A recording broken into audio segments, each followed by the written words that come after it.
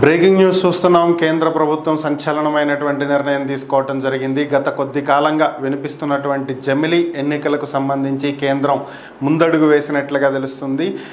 దేశంలో పలు రాష్ట్రాలు పలు సమయాల్లో ఎన్నికలు జరుపుతూ ఉన్నటువంటి నేపథ్యంలో 5 ఏళ్లలో కూడా ప్రతిసారి ఏదో ఒక రాష్ట్రంలో ఎక్కడో ఒక చోట ఎన్నికలు జరుగుతూనే ఉన్నాయి ప్రతి ఏడాది. దీన్ని తప్పించడం కోసం, దీనివల్ల దేశంలో అభివృద్ధి సరిగ్గా జరగట్లేదని, దీనివల్ల అభివృద్ధి కుంటుపడుతుందని, దేశం మొత్తం ఒకేసారి ఎన్నికలు జరిగినట్లయితే చాలా వరకు ఖర్చు తగ్గించడంతో పాటుగా అభివృద్ధి ముందుకు వెళ్ళేటువంటి అవకాశం ఉంటుందని చెప్పి ఎప్పటి నుంచో కేంద్ర ప్రభుత్వం భావిస్తూ ఉంది. దీనికి సంబంధించే ఈరోజు సమావేశమైనటువంటి కేంద్ర కేబినెట్ జమిలీ ఎన్నికలు నిర్వహించడానికి ఏకగ్రీవంగా ఆమోదం తెలపడం జరిగింది.